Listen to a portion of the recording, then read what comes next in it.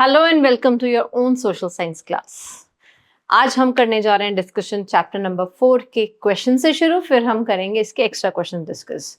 So let's not waste time, let's get started with question number 1। तो हमारा question number 1, again आप जानते हैं कि हमारे जो बुक में जो एक्सरसाइजेस के क्वेश्चंस हैं वो थियोरेटिकल ज्यादा नहीं हैं, they are creative, more creative less theoretical. मतलब उसमें लिखना तो ऑफकोर्स पड़ता है, थियोरेटिकल का मतलब आपके बुक से रिलेट कर रहे हैं बट आपको बुक से याद करना नहीं है।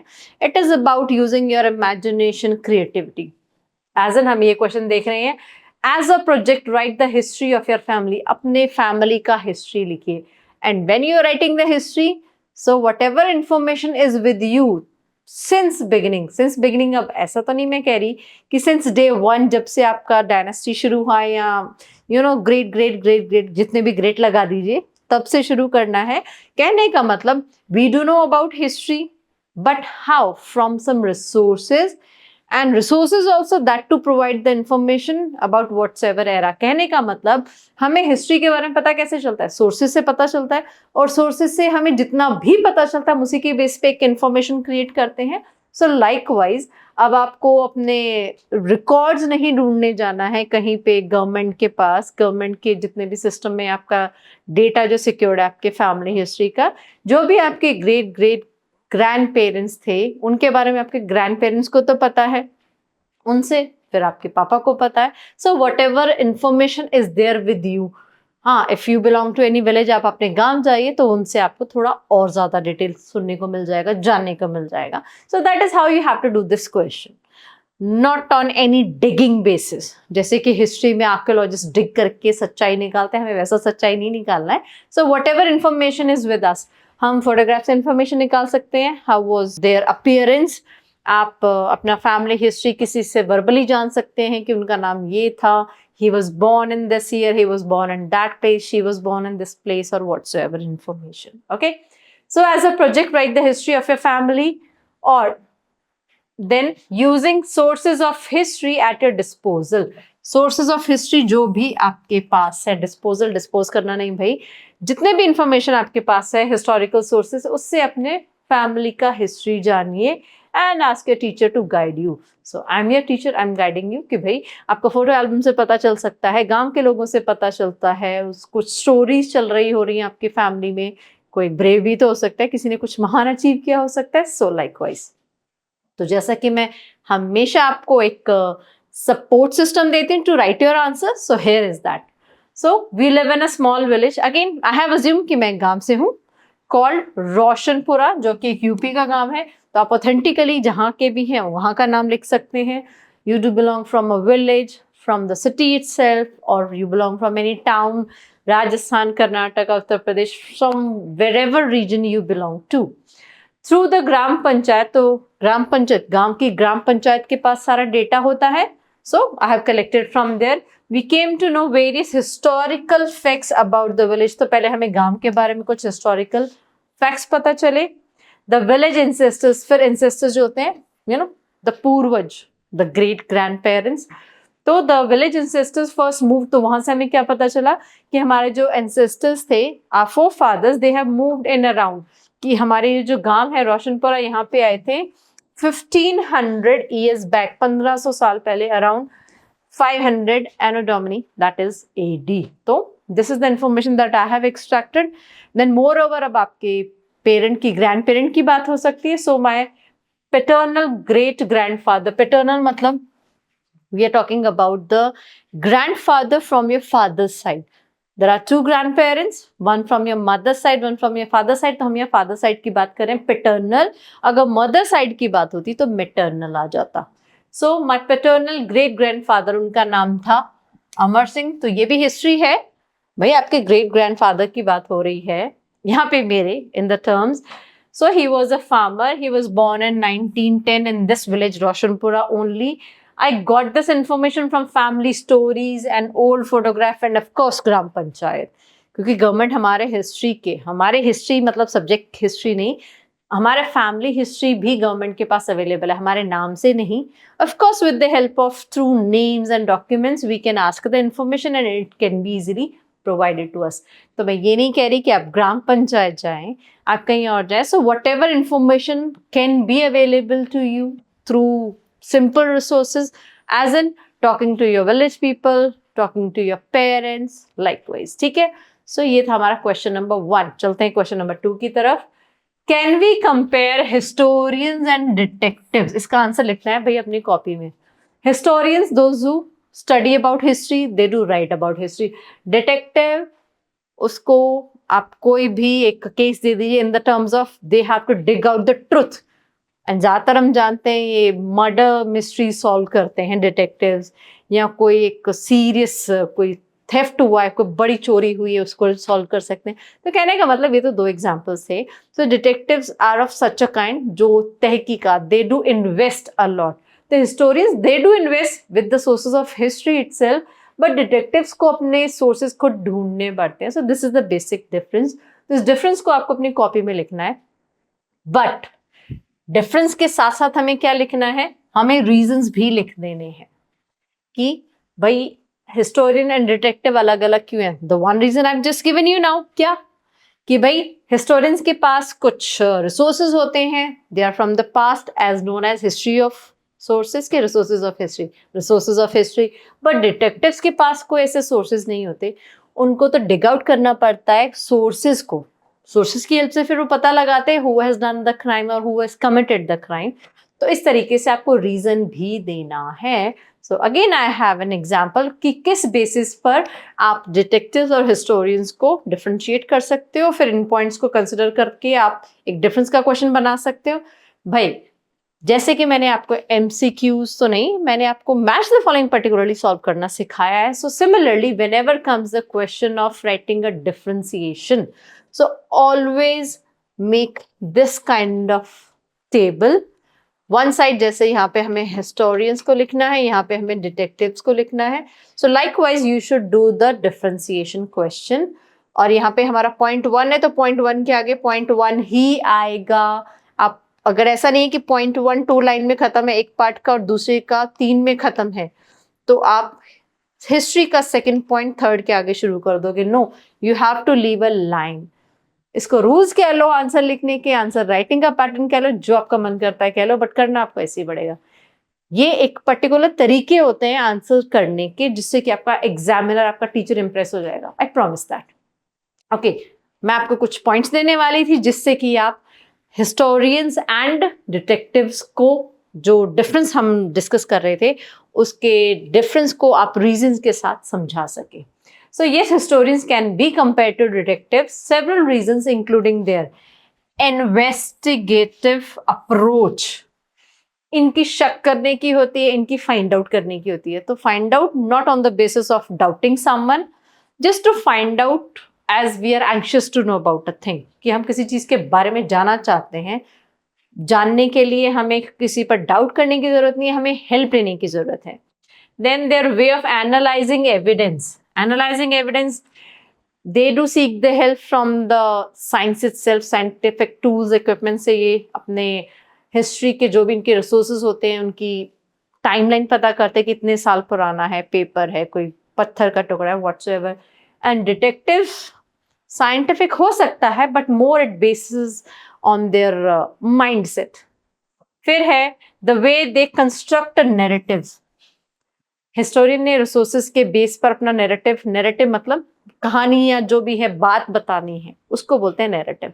Detectives they can create the narrative on their own imagination. Okay, this is how incident might had occurred, कि अच्छा भाई ऐसे करके चोर आया, दीवार फांदी, फिर ऐसे चला गया. तो अपने इमेजिनेशन बेस पे नैरेटिव ज्यादा बनाता है एंड ये प्रूफ बेस पे ज्यादा बनाते हैं. तो इसके इमेजिनेशन बेसिस को कंसिडर करते हुए इसका लंबा प्रोसेस है, that he comes out on to the result. फिर है the manner they give attention to detail.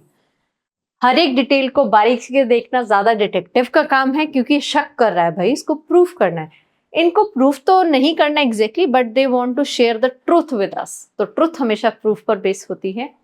And also for their problem solving skills, they do work alone most of the time with the help of either or, या तो police से help ले लेंगे या कोई इनका फोरेंसिक डिपार्टमेंट भाई किसी के फिंगरप्रिंट्स वगैरह पता करने हो तो उस वजह से साइंस की हेल्प ले लेते हैं, but it depends on the case. But इनको तो हेल्प चाहिए ही चाहिए, साइंटिफिक टूल्स की, इक्विपमेंट्स की, वैरायटी ऑफ रिसोर्सेज की जरूरत पड़ती है। इनको इतने ज्यादा वैरायटी ऑफ रिसोर्सेज की जरूरत नहीं पड़ती है। So these are the basic key points on which you can create the difference on the basis of the reasons. Okay, तो आपको स्टेटमेंट इसका देना पड़ेगा रीजन कंसर्न में। ये था हमारा क्वेश्चन का आंसर। क्वेश्चन नंबर 3, इसमें है a few exercises with dates. हमारे पास कुछ डेट्स दी गई हैं, 3-4 क्वेश्चन हमारे पास, जिसमें किसी में कुछ टाइमलाइन बनानी है, किसी में कुछ टाइम फाइंड आउट करना है। तो हमारा पहला क्वेश्चन है फाइंड आउट करने का है, but it is to timeline. तो हमें एक टाइमलाइन कंस्ट्रक्ट करना है इसमें। हाउ?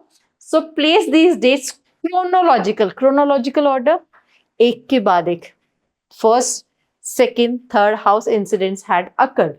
तो पहले हमें एक चीज ध्यान देने वाली है, CE और BC. So we do have the years, but they are divided into 2 categories. तो पहले अगर हम एक roughly एक line construct करते हैं, can be a sort of timeline. Of course आप properly बनाएंगे with the help of scale. I'm just giving you a hint.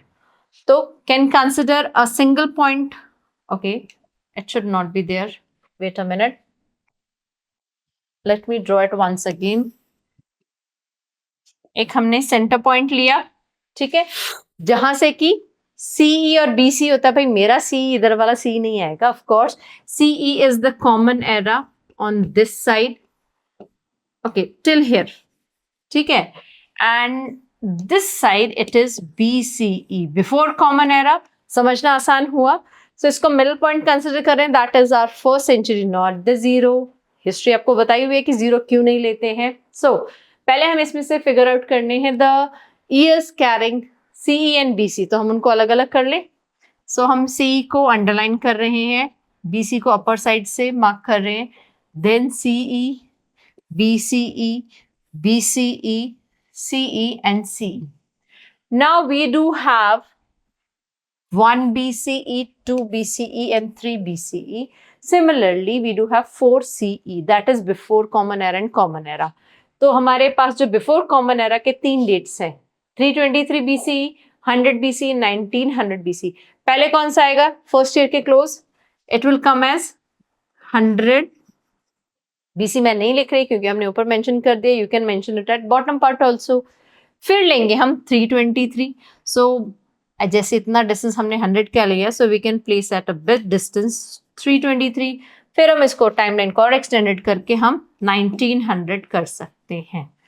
तो ये तो हो गया हमारे BCE। And now if we have to talk about the CE, how to place them on the timeline, तो इसमें आप कीजिए सबसे पहले, तो ये है हमारा 100 CE, 323 CE, 1090 या 1090 2024। तो लोएस्ट है हमारा 100 CE, so similarly 100 will come, then 323 will come, then 1090 will come, then 2024 will come. Now what you have to do, you have to create some distance. मैंने जैसे ऑलमोस्ट इक्वल किया है क्योंकि although जगह मेरे पास बहुत है, but I have already drawn the line, उसको दूसरी बार में मिटाना नहीं चाहती थी। सो क्लोज कैसे कर सकते हैं? जैसे हमारा नंबर 1 का पॉइंट है, तो 100 आप इससे और पास कर सकते हैं, 300, फिर जैसे इतने इक्वल डिस्टेंस का 2-3 गैप हो गए तो यहाँ 300 आ गया, और 1900 आप एक्सट्रीम में ले जाइए। सिमिलरली 2024 आप कॉर्नर में कर दीजिए। तो थोड़ा थोड़ा गैप आपको इस हिसाब से देना पड़ेगा, because first year is 100 in common era, then after 2 centuries 300 year, then after 7 centuries 1000 years, then ahead 1000 centuries 1 millennium, that is the 2024 is being given. तो इस तरीके से आपको थोड़ा थोड़ा गैप बढ़ाना पड़ेगा, but your timeline will be prepared likewise. So आप नीचे बॉटम पे लिख सकते हैं, this is considered for CE। आप ऐसा ही टेबल नीचे बना दीजिए, then mention timeline. This is how you have to do it. So एक क्रिएटिव एक्टिविटी होगी जो आपको खुद से करनी है। क्वेश्चन नंबर 3 के ही हम सब पार्ट्स डिस्कस करें। सो this is the second. If king Chandragupta was born in 320 common era, which century did he belong to? हमारे पास कॉमन एरा गिवन है, हमारे पास सेंचुरी नहीं है। ऑल्दो हम देखने से बता सकते हैं कि 3rd सेंचुरी थी क्योंकि 320 है, बट हमें वर्बल आंसर नहीं देने क्योंकि we have to find out. So how many years was that after the Buddha's birth? तो हमें ये बताया है या बताना है कि भाई जो चंद्रगुप्त थे बुद्धा के बर्थ से कितने टाइम बाद पैदा हुए। So we should know when Buddha was born, 560। Let's find out. So king Chandragupta was born in the 4th century CE। How so? वहां पे 3rd मैंने इसलिए कंसिडर किया भाई क्योंकि it is mention in 3rd, बट हमें एक चीज और याद रखनी है कि 0 से 1 का टाइमलाइन नहीं है। फर्स्ट है तो हम 3rd को 4th सेंचुरी कंसिडर करेंगे। जैसे we are living in year 2024 but we consider it as 21st century, तो ये रीजन है हमारा इसको 4th सेंचुरी में कंसिडर करने का। सो गिवन किंग, तो अभी हमारे पास इंफॉर्मेशन, आंसर तो हमने पहले ले लिया कि भाई 4th सेंचुरी में पैदा हुए थे, बट हाउ सो? तो the birth year of Chandragupta is with us 320 CE, Buddha was born in 560 BCE। तो पहले तो CE BCE का ही डिफरेंस आ गया, देन हेंस सो 560 प्लस 320 में से 1 साल माइनस करते हैं। क्यों माइनस करते हैं? रिमेंबर 0 से 1 वाला काउंट नहीं किया जाता। सो लाइकवाइज हमारे पास 879 ईयर्स का डिफरेंस आ जाता है। So that means king Chandragupta was born actually after 879 years after the Buddha's birth।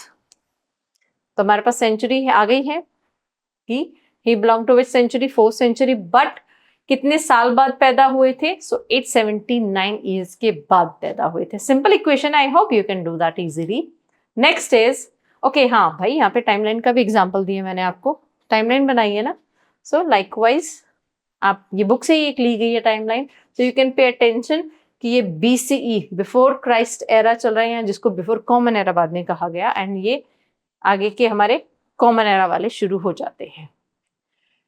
Next question है, Rani of Jhansi was born in this year. तो वो कौन सी सेंचुरी से है? अगेन 1828 है तो 1 साल एक्स्ट्रा, 1 साल ही मतलब 1 सेंचुरी एक्स्ट्रा काउंट करेंगे। So it means she was born in 19th century. एक क्वेश्चन सॉल्व हो गया। दूसरा है, how many years was that before India's independence? तो ये भी पिछले क्वेश्चन जैसा ही, क्योंकि वहां पे गौतम बुद्धा के पैदा होने के कितने साल बाद चंद्रगुप्ता पैदा हुए थे ये पूछा था। तो हमारे पास रिक्वायर्ड इन्फॉर्मेशन थी कि बुद्धा का पैदा तो 560 BC था। So we have take it out. अब यहाँ पे आंसर निकालना है कि सिंस इंडिपेंडेंस, इंडिपेंडेंस कब मिली थी? 1947 में। So how we are going to find out the answer? Here it is. Rani of Jhansi was born in the 19th century, जो मैंने बता दिया। इंडिया गेन इंडिपेंडेंस इन 1947, ये भी मैंने बता दिया। अभी बारी है इसके मैथमेटिकल कंक्लूजन की। सो हेंस 1947 में से हम उसके given years, the birth year when she was born, we are going to deduct it, minus करेंगे 119 ईयर्स। तो how many years was that before independence? Independence से 119 साल पहले। क्लियर ओनली, कोई बहुत ज्यादा फॉर्मूलाज का इनपुट नहीं है, सिंपल सी चीजें हैं। अब ये थोड़ा सा है कि भाई turn 12,000 years ago into a date, 12,000 साल पहले को एक डेट में कन्वर्ट करना है, कैसे? So assuming the current year is 2024, assume क्यों करना भाई, ईयर ही 2024 है। देन हाँ ऑफ कोर्स इट कंसिडर्ड कि when you are watching my video it is which year, 24 है या 25 है या और भी कोई ईयर है। So assuming the current year is 2024, 12,000 साल पहले 12,000 years ago would be 12,000 and this is the addition and subtraction। तो addition 1, क्योंकि हम पिछला टाइम कंसिडर कर रहे हैं तो +1 हो जाएगा। अगर हम आगे का टाइम कंसिडर करते हैं तो -1 हो जाता है। सो 12,000 में 2024 ऐड करके उसमें से एक सब्ट्रैक्ट करते हैं। So answer comes as 9977। So 9,977 before common era will be the particular date that is 12,000 years ago। क्योंकि हम इसको डेट में कन्वर्ट करना है, so we are considering the same year we are living in। इतना था। Question number 4, again creativity. Maths ज्यादा पढ़ ली ना, अब थोड़ी क्रिएटिविटी लड़ाते हैं। कैसे भाई? इसको पढ़ के मैथ्स पढ़ के बोर हो जाते हैं बच्चे, मैं एटलीस्ट हो जाती हूँ। आपको मैथ्स अच्छा लगता है तो दैट इज वेरी गुड, बड़े होकर डॉक्टर इंजीनियर बन जाना, ठीक है। So plan a visit to a nearby museum, अपने आसपास कोई museum. Of course if you are living in a city तो आपके आसपास कोई म्यूजियम होगा, नहीं होगा that can be at a nearby city और somehow. But it is definite कि अगर आप एक हिस्टोरिकल टाउन में और म्यूजियम ना हो, दैट्स नॉट पॉसिबल, ठीक है। जस्ट सपोज कि हमें एक म्यूजियम में विजिट प्लान करना है, the visit should be prepared with some prior research, कि हमें पहले से कुछ इंफॉर्मेशन कलेक्ट करनी है on the kind of exhibits and the museum holds. तो हमें किस चीज पर पहले से इंफॉर्मेशन रखनी है कि हमें म्यूजियम विजिट करना है, तो हमें ये देखना पड़ेगा कि हम वहाँ क्या क्या देखने वाले हैं। तो उनके पास कौन कौन सी चीजें हैं जो एग्जीबिशन तो होता है वैसे particularly to be shown to the people. तो this is the kind of exhibition जहाँ पे only the person who are willing to go through the historical things they do visit. So keep notes, और हमें इस throughout visit पर notes बनाने हैं किससे related, afterwards highlighting what was unexpected, कि हमारे पास research base पे जो information थी इसके अलावा what was the unexpected part, then what was interesting part and what was the fun part about the visit and the exhibits. Okay, तो imagination based है, तो म्यूजियम विजिट हमें रिपोर्ट तैयार करना है। वो कैसे होगा भाई, इमेजिनेशन बेसिस पे होगा? नहीं, मैं थोड़ा सा बता देती हूँ। तो प्री रिसर्च, प्रायर रिसर्च कहा गया था, तो उसके लिए हम प्रिपरेशन कर रहे हैं before visiting the national museum. National नहीं, आपका स्टेट म्यूजियम भी हो सकता है। So I got in touch with them, तो मैंने पहले, क्योंकि I am the history teacher, I have to plan the visit. So आपकी स्कूल की प्रिंसिपल कह सकती हैं, ऑफ कोर्स ऐसा नहीं तो आपके हिसाब से समझ लेते हैं, आपकी स्कूल की हिस्ट्री टीचर आपके लिए एक म्यूजियम विजिट प्लान करना चाहती हैं। तो प्रिंसिपल मैम ने कहा कि भाई पहले आप ये तो पूछ के आओ कि वहाँ पे क्या क्या है, हमारे बच्चों के सिलेबस से रिलेट करता है नहीं, आप कैसे उनको पढ़ाओगे, वहाँ पे जाके चीजें पढ़ाना बोर्ड लगा के नहीं। भाई जब आपको चीज देखोगे हिस्टोरिकल, तो आपको पता होना चाहिए ना कि उसका बैकग्राउंड मतलब हिस्ट्री क्या है एंड आज की तारीख में उसका इम्पोर्टेंस क्या है। तो आई got in touch with them, किन से भाई, म्यूजियम वालों से, थ्रू देयर ऑनलाइन वेबसाइट।